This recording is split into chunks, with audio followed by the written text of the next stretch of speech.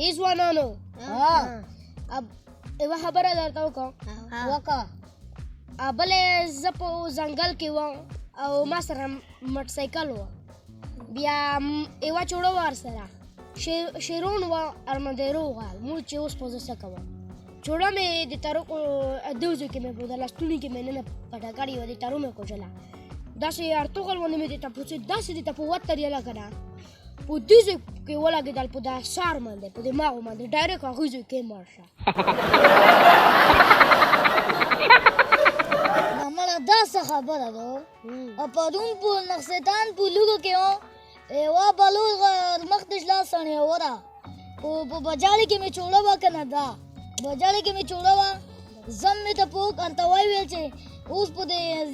چې زیړه غو الوله کا چوړه مې ته پسې اوس الوله مې کړه ته څه خبره ده مو بله ورځ په کیل مې کول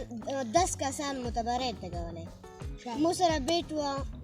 په بیټ مې ټول وتچول ټول هغسې پروته وي ریس کولی چې دا د دوی نه صحیح لحاظ کې وي او ریس کولی شل چې کوه نه